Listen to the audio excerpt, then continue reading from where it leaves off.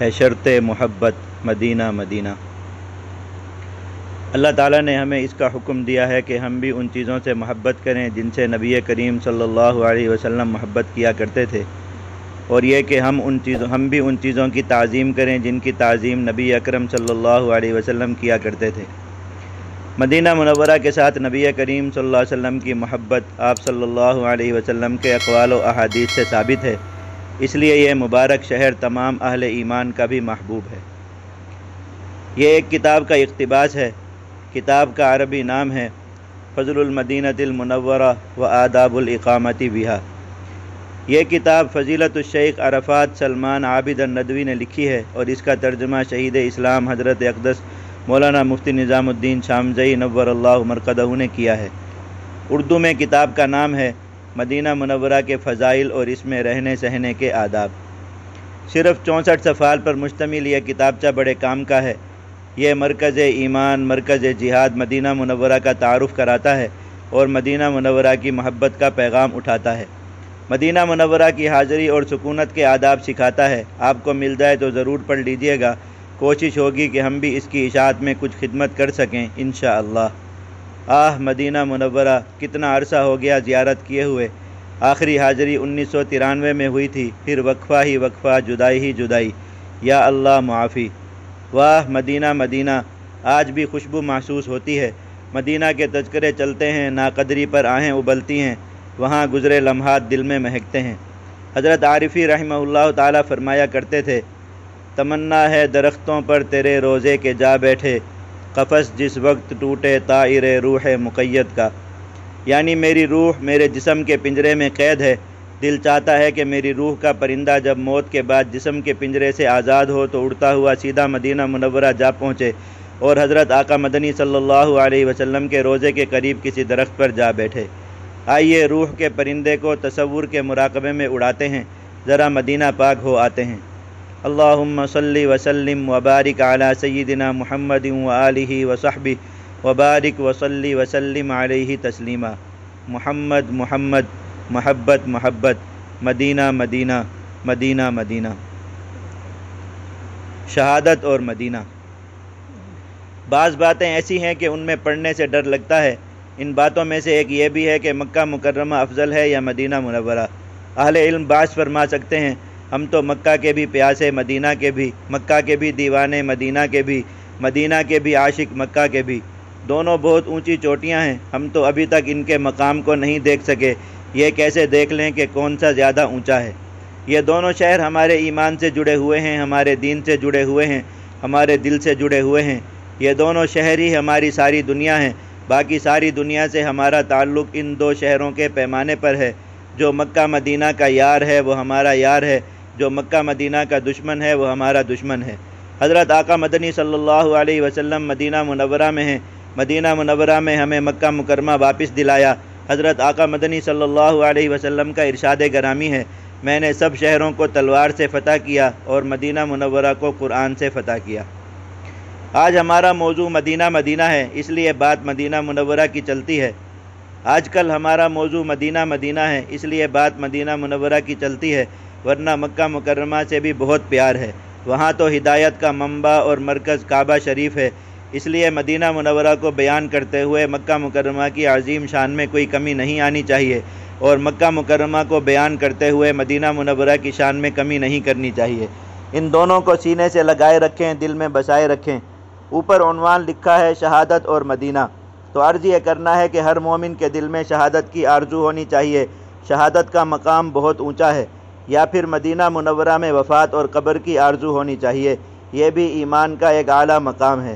حضور اقدس صلی اللہ علیہ وسلم نے ارشاد فرمایا، جو شخص اس کی استطاعت رکھتا ہو کہ اس کو مدینہ منورہ میں موت آئے تو اس کو یہیں مرنا چاہیے، کیونکہ میں اس شخص کے لیے قیامت میں شفاعت کروں گا جس کی موت مدینہ منورہ میں ہوگی۔ ایک طرف شہادت کے عالی مقام فضائل اور دوسری طرف مدینہ منورہ میں موت کا مقام۔ حضرت سیدنا عمر ابن خطاب رضی اللہ عنہ کا ذوق دیکھیے، دعا فرمایا کرتے تھے کہ شہادت بھی ملے اور مدینہ منورہ بھی ملے۔ بہت سچے تھے، اللہ تعالیٰ نے ان کے لیے دونوں کا انتظام فرما دیا۔ موطا امام مالک میں روایت ہے کہ ایک دفعہ مدینہ منورہ میں ایک آدمی کے لیے قبر کھودی جا رہی تھی۔ نبی کریم صلی اللہ علیہ وسلم بھی قریب تشریف فرما تھے۔ ایک صاحب نے قبر میں جھانک کر کہا کہ قبر مومن کے لیے لیٹنے کی بہت بری جگہ ہے۔ آپ صلی اللہ علیہ وسلم نے ارشاد فرمایا کہ تم نے غلط کہا۔ اس شخص نے عرض کیا کہ میرا مطلب یہ تھا کہ آدمی کو اللہ تعالیٰ کے راستے میں یعنی جہاد میں موت آنی چاہیے، ویسے ہی اپنے گھر میں بستر پر مر جانا اچھا نہیں ہے۔ آپ صلی اللہ علیہ وسلم نے ارشاد فرمایا کہ جہاد میں شہادت کی موت سے افضل کوئی نہیں ہے، لیکن زمین کا کوئی ٹکڑا اور حصہ ایسا نہیں جہاں مجھے اپنی قبر پسند ہو سوائے مدینہ منورہ کے۔ 3 دفعہ تاکیداً آپ صلی اللہ علیہ وسلم نے یہ بات ارشاد فرمائی۔ یعنی سب سے افضل تو جہاد میں شہادت ہے، اور پھر مدینہ منورہ میں وفات اور قبر بڑی سعادت ہے، جبکہ انبیاء علیہم السلام کا مقام شہداء سے بہت بلند ہے۔ حضرت آقا مدنی صلی اللہ علیہ وسلم نے قیامت تک مدینہ منورہ کے قیام کو پسند فرمایا۔ صدیق اکبر رضی اللہ تعالیٰ عنہ کو مقام شہادت بھی ملا اور مدینہ بھی، فاروق اعظم رضی اللہ تعالیٰ عنہ کو شہادت بھی ملی اور مدینہ منورہ بھی، عثمان ذی النورین رضی اللہ تعالیٰ عنہ کو شہادت بھی ملی اور مدینہ منورہ بھی۔ کتنے خوش نصیب ہیں بعد کے شہداء اسلام کہ ان کو سب سے افضل موت ملی، کتنے خوش نصیب ہیں مدینہ منورہ میں ایمان کے ساتھ وفات پانے والے کہ ان کو بہترین پڑوس مل گیا۔ مدینہ منورہ کا ہر مسلمان کے لیے یہی سبق ہے کہ خود کو ان 2 بہترین خاتموں سے دور نہ کرے۔ میری آرزو ہے شہادت شہادت، میری آرزو ہے مدینہ مدینہ۔ ایک پیارا ہدیہ۔ اسلام اور ایمان مکہ مکرمہ میں اترا، 13 سال وہاں محنت چلی۔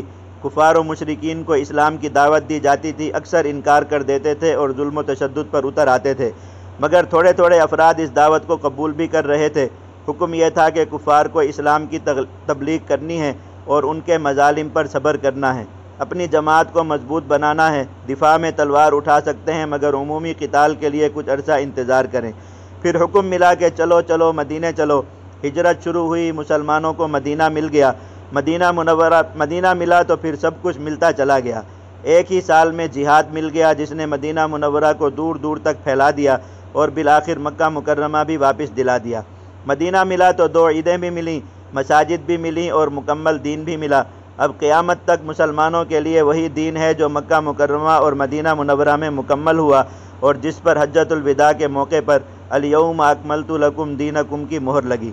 مسلمانوں میں ایک بری رسم یہ چل نکلی ہے کہ ہر کچھ عرصہ بعد وہ مدینہ منورہ سے منہ موڑ کر بیٹھ جاتے ہیں کہ ہمارے حالات خراب ہیں، ہم ابھی مکی دور میں ہیں۔ یہ بات صرف انکار جہاد کے لیے کی جاتی ہے، ورنہ عیدیں سبھی مناتے ہیں، مسجدیں سبھی بناتے ہیں، جمعہ سارے پڑھتے ہیں، یعنی وہ تمام احکامات جو مدینہ منورہ میں ملے ان کو مانتے ہیں، صرف ایک حکم جہاد سے بچنے کے لیے مکی دور کا نعرہ لگا کر بیٹھ جاتے ہیں۔ ارے بھائی، اول تو یہ جائز ہی نہیں، اور اگر تم اسے جائز سمجھتے ہو تو پھر پورے مکی دور میں بیٹھو، صرف ان احکامات پر عمل کرو جو مکہ مکرمہ میں نازل ہوئے تھے، تب تمہارے پاس کتنا دین اور کتنا قرآن باقی رہ جائے گا۔ اے مسلمانوں، اللہ تعالیٰ سے ڈرو، بزدلی سے توبہ کرو، مکہ اور مدینہ دونوں سے ٹھیک ٹھیک جڑو، پورے دین میں کامیابی ہے، پورے دین کو مانو اور پورے دین پر چلو۔ عرض یہ کر رہا تھا کہ مدینہ ملا تو عید بھی ملی، قربانی بھی ملی۔ اب عید الاضحیٰ کا موسم آ رہا ہے، حج بیت اللہ کا موسم آ رہا ہے۔ ذوالحجہ کے پہلے 10 دن اور 10 راتیں دنیا کے افضل ترین ایام ہیں۔ ان ایام کی ہر عبادت اللہ تعالیٰ کے نزدیک بہت مقبول اور محبوب ہے۔ ہمیں ابھی سے ان ایام کا انتظار کرنا چاہیے، اس انتظار کا بھی بڑا مقام ہے۔ ایک بار پھر ان مبارک ایام کے فضائل پڑھ لیں، امید ہے کہ کتاب افضل ایام الدنیا آپ کے پاس ہوگی، نہ ہو تو لے لیں اور ایک بار پڑھ لیں۔ اس امت مسلمہ کے مقبول اور بزرگ صاحب فضیلت ولی حضرت بابا فرید الدین مسعود گنج شکر رحمہ اللہ نے ان 10 دنوں کی عبادت کا ایک نصاب بیان فرمایا ہے۔ پاکستان کی نئی حکومت کا ہمیں اب تک صرف ایک فائدہ ہوا ہے۔ یہ حکومت آئی تو حضرت بابا فرید نور اللہ مرقدہ کا نام ہر طرف گونجنے لگا۔ ان کی حالات زندگی بہت پہلے حضرت شیخ مفتی ولی حسن صاحب نور اللہ مرقدہ کی کتاب میں پڑھے تھے۔ اب ان کا نام بار بار سنا تو دوبارہ ان کے حالات زندگی کا مطالعہ کرنے کی سعادت ملی۔ معلوم ہوا کہ ان کے مرید، خلیفہ اور جانشین حضرت نظام الدین اولیاء نور اللہ مرقدہ نے ان کے ملفوظات راحت القلوب نامی کتاب میں جمع کیے ہیں۔ انٹرنیٹ کی وساطت سے یہ کتاب ملی تو بہت فائدہ ہوا۔ اس وقت جو لوگ حضرت بابا فرید کا نام لے رہے ہیں اور ان سے محبت اور تعلق کا دعویٰ کر رہے ہیں، یہ لوگ حضرت بابا جی نور اللہ مرقدہ کے اعمال، افکار اور کردار سے بہت دور نظر آئے۔ معلوم نہیں انہوں نے حضرت بابا جی کے ملفوظات کا مطالعہ بھی کیا ہے یا نہیں۔ اگر کیا ہوتا تو بہت مثبت تبدیلی آتی۔ حضرت بابا جی رحمہ اللہ نے عشرہ ذی الحجہ کے اذکار و نوافل کا ایک نصاب بنایا ہے۔ یہ بہت پرنور اور جامع نصاب ہے۔ ہم نے اس کا خلاصہ لکھ دیا ہے جو آپ کو اسی رسالے مدینہ کے اس شمارے میں مل جائے گا۔ یقین ہے کہ جو مسلمان عشرہ ذی الحجہ کے اس نصاب کو بروئے عمل لائیں گے وہ انشاءاللہ بڑی خیر پائیں گے۔ جنید ہوں یا حافی، فرید ہوں یا چشتی، یہ سارے کے سارے غلام مدینہ، مدینہ مدینہ مدینہ مدینہ۔ محبت کی شرط ہے۔ حضور اقدس صلی اللہ علیہ وسلم کی تشریف آوری سے پہلے مدینہ میں وہاں کے کئی بڑے قومی ہیرو موجود تھے۔ جب جہالت کا دور ہوتا ہے تو ظالم، جاہل، قاتل اور جابر افراد اپنے مار اور ظلم کے زور پر قوم کے ہیرو بن جاتے ہیں۔ بڑے بڑے نام تھے، عبداللہ ابن ابی، عامر ابن قیس، کعب ابن اشرف، ابو رافع، ابی ابن کعب وغیرہ وغیرہ۔ آپ صلی اللہ علیہ وسلم تشریف لائے تو ظلم کی جگہ انصاف آ گیا۔ اسلام کا اہم ترین کارنامہ انسانوں کو انسانوں کی غلامی سے نکال کر ایک اللہ کی غلامی میں لانا۔ زندگی موت کے فیصلے کسی کی پسند ناپسند پر نہیں بلکہ ایک اللہ کے حکم پر ہوں گے۔ کوئی اپنے اقتدار اور اپنی بالادستی کے لیے کسی کو قتل نہیں کر سکے گا، کسی کو غلام نہیں بنا سکے گا۔ مدینہ منورہ میں ایمان آیا تو ظالم و جاہل ہیرو زیرو ہو گئے، خاک میں مل گئے۔ پھر ایمان و اسلام نے دنیا کا سفر شروع کیا تو یہی دستور رہا، اور ہر جگہ انسانوں کو اپنا غلام بنا کر رکھنے والے ہیرو اور بت منہ کے بل گرتے چلے گئے۔ ایک مسلمان کے لیے ضروری ہے کہ اس کی محبت کی شرط اول مدینہ ہو، یعنی ایمان اور حضرت آقا مدنی صلی اللہ علیہ وسلم۔